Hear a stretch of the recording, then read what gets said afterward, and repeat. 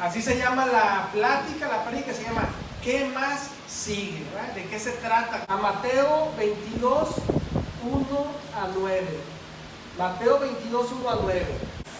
Jesús también les contó otras parábolas.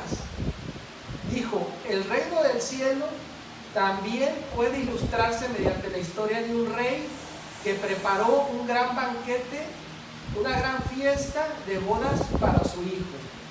Cuando el banquete estuvo listo, el rey envió a sus sirvientes para llamar a los invitados, pero todos se negaron a asistir. Entonces los sirvientes llevaron a todos los que pudieran encontrar, tanto buenos como malos, y la sala del banquete se llenó de los invitados. Cuando el rey entró para recibir a los invitados, notó que había un hombre que no estaba vestido apropiadamente para una boda. Amigo, le preguntó, ¿cómo es que estás aquí sin ropa de bodas? Pero el hombre no tuvo respuesta, no supo qué decir, no supo de qué se trataba, no tuvo respuesta. Mira, dice, no tuvo respuesta, no hubo respuesta. Vio que un hombre no estaba vestido de blanco y le dijo, amigo, ¿por qué no estás vestido de blanco? Y el hombre dice, no tuvo respuesta. Entonces, en los versículos primeros vemos que el rey tenía unos invitados, tenía invitados designados para ir a la fiesta, eran las personas que él estaba pensando en invitar, pero dice que ninguna de esas personas quiso ir, que todos estaban ocupados. Pero después dice que gracias a que a esas personas, esos invitados rechazaron la invitación, entonces dice que el rey mandó a sus sirvientes a que fueran a todos lados a invitar a las personas, porque el banquete, las bodas ya estaban listas y tenía que llenarse, ¿verdad? Tenía que cumplirse. Entonces, muchas veces hay una anécdota, ahorita que fuimos a Monterrey, hay una persona allá que daba un testimonio, estaban encargados de dar todas las actividades de todos los chavos, pero el último día ya estábamos en la fogata y él estaba muy tocado porque dice, dejé de hablar, ¿verdad? Decía, dejé de hablar.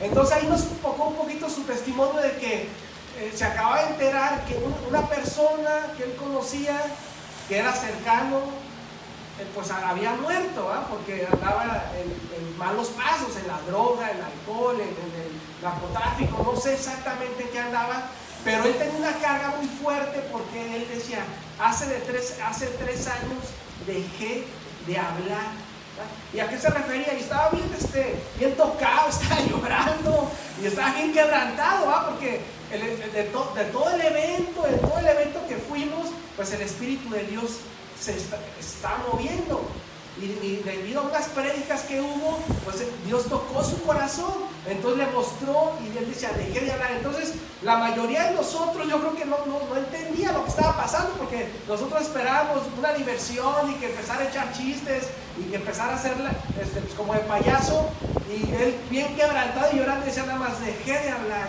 ¿verdad? Y cuando uno está insensible, pues no sabes de qué se trata, ¿verdad? Dices, bueno, ¿qué onda? O sea, ¿a qué hora empiezan los chistes, verdad?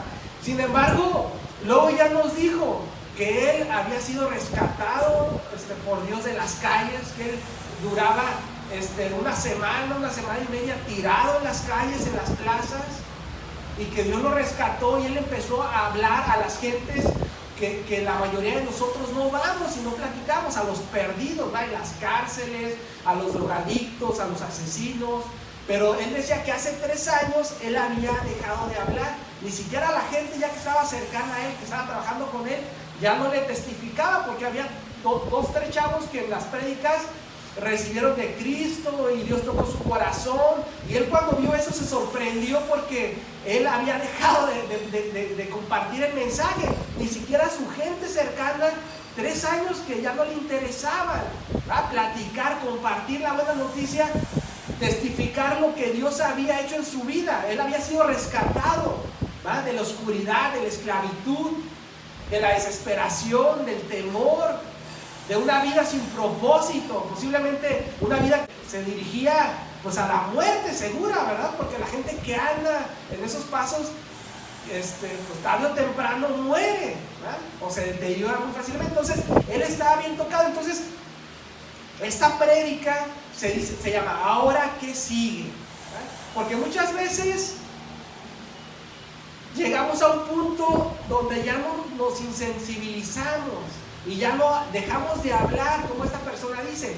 Y hay un proceso cuando Dios nos rescata, así como Jesús, cuando en la Biblia nos enseña o vemos que hay ciegos, o llegaba un ciego, un endemoniado, que Dios le daba la vista, hacía el milagro, tocaba su corazón, o alguien le sacaba los demonios y le decía, ve y testifica lo que yo he hecho en ti, ¿verdad? O ve a la iglesia, al templo, da lo que te corresponde dar y dale gracias a Dios, ¿verdad? Entonces Jesús se ve que hace eso. Entonces ellos van y dan su testimonio. Entonces él estaba acostumbrado a dar su testimonio. Sin embargo, yo lo que veo ahí y veo en esta enseñanza es que muchas veces ya nuestro testimonio no es suficiente.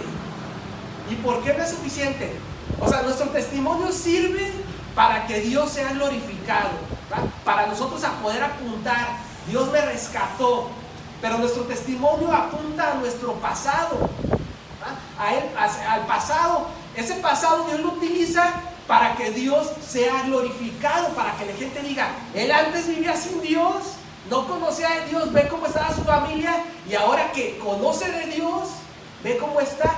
Sin embargo, no es suficiente. Llega un momento en que tu testimonio no te puede sustentar, porque apunta a tu pasado, apunta a ti, a tu humanidad.